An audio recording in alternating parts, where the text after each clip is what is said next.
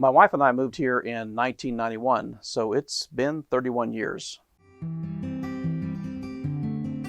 Aside of my volunteer time with Life Message and the Veterans Resource and Outreach Center, I have been on an array of boards, commissions, and foundations. Been and chaired the Rowlett Chamber of Commerce, the Rowlett Chamber Foundation, and the Board of Adjustments.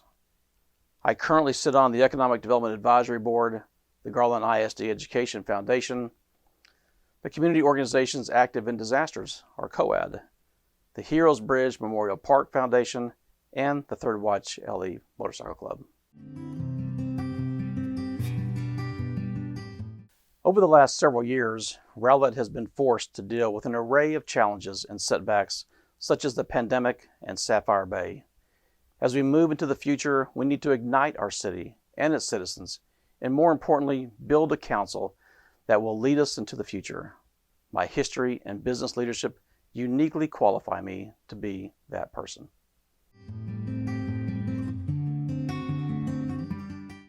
The fact that I have built and maintained for nearly 20 years a multi-million-dollar business, of which I retired from in 2018, and I have built and maintained a multi-million-dollar charity, of which to this day continues to provide assistance to more than 100,000 people in our local communities each year. And the fact that I've served on a multitude of boards and commissions with an emphasis on those giving back so much to our community.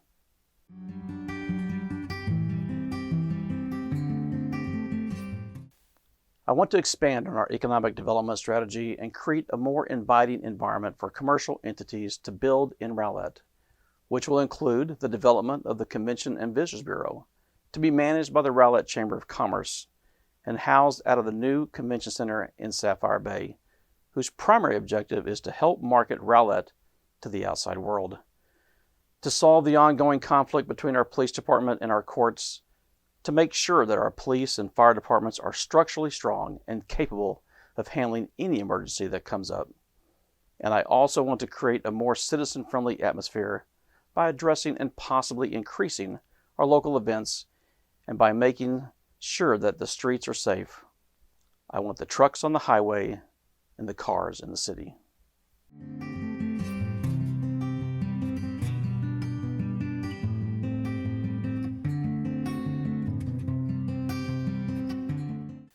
Yes, I do support it.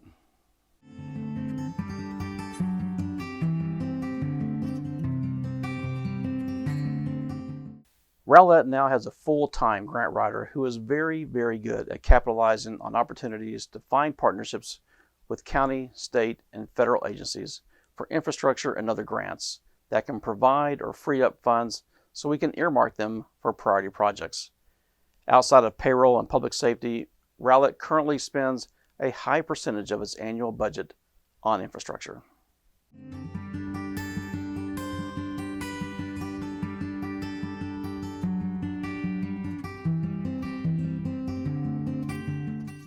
For me, I realize there is an inherent need for apartments in any city, and I, for one, am in favor of a controlled and strategic development of apartments. Currently, we have 61 multifamily units for every 1,000 residents. Here in Rowlett, we are ranked 21st in the Dallas area, with Addison being number 1 with a total of 625 units per 1,000 residents.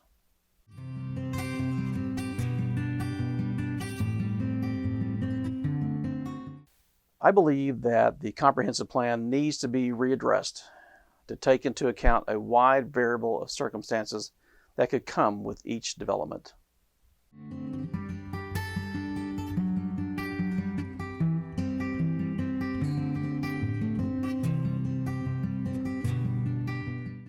Though our previous mayor was successful in negotiating a new deal with the North Texas Municipal Water District, with regards to our water consumption mandate, we are still just a member and not one of the core cities who are part of the decision-making body of the district. And as a member city, unfortunately, we have been advised that the amount that we are being charged is going to continue to increase over the next few years. It appears that our goal needs to be driven towards becoming a member of the decision-making body and not just a member city.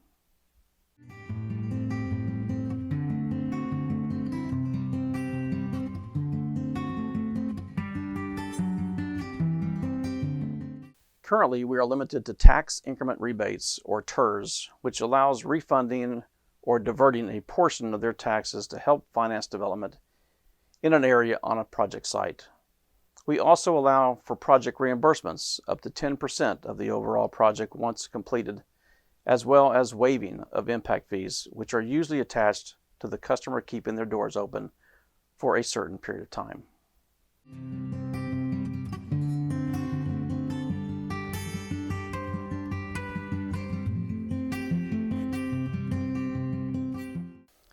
I can't speak to residential, but with regards to commercial entities, I would be in favor of cash incentives based on the size of the project and its project income. We need to continue to build and find ways of adding to our economic development bank account. We have lost deals in the past because we weren't able to provide a cash incentive. Our primary source of revenue for economic development is taxes from our liquor sales.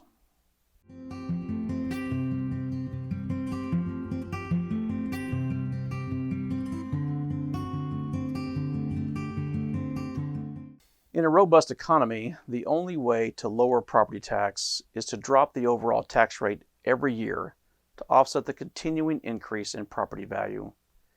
The other option is to remove the property tax altogether, which can be even more dangerous because it means that they will either initiate a state tax or outlandishly increase the amount we are paying taxes on other property or even services like online streaming.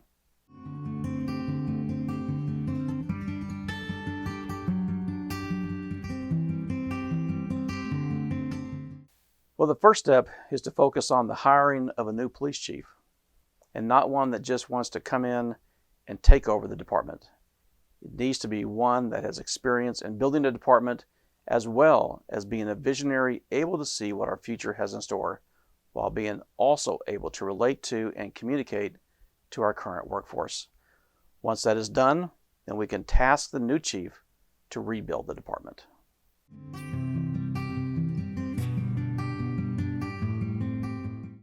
I see Rowlett as a thriving destination city with a population of over 100,000 people over the next 10 years. Sapphire Bay will be completed, and at least 50% of the North Shore will be finished out. Our parks will be expanded, and an enhanced vision of entertainment will be available to our citizens. I see a bright and prosperous future.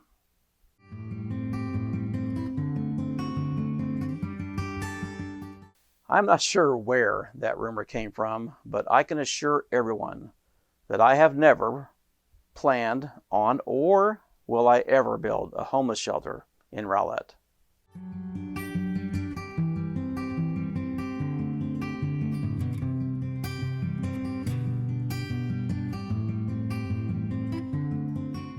I have firsthand knowledge of no less than 20 instances where a builder or developer has built in Rowlett and experienced so many delays and setbacks with their project due to staffing mistakes that they said they will never build in Rowlett again.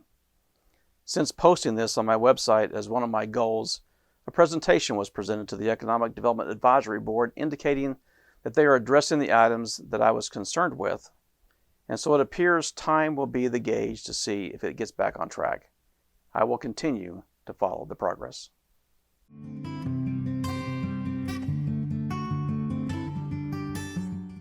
I will commit whatever hours are necessary. As someone who is retired and runs a highly proficient charity, I am afforded the luxury of having a very flexible schedule. All of my department heads have been employed by Life Message for many years, to include my vice president who has been there and with me for 19 years. When I agreed to take on the challenge, I knew exactly what I was signing up for, and I am prepared to do whatever it takes to meet the needs of this position. I am an entrepreneur and a philanthropist with a background in building and maintaining a multi-million-dollar company as well as a multi-million-dollar nonprofit. I eat, sleep, and breathe Rowlett. I am a visionary with a skill set in relational contracts and a drive to get things done. For more than 30 years, I have looked out for and taken care of the needs of our most vulnerable citizens. We need strong, sustainable leadership It's time to draw a line in the sand. It's time to elect a new council.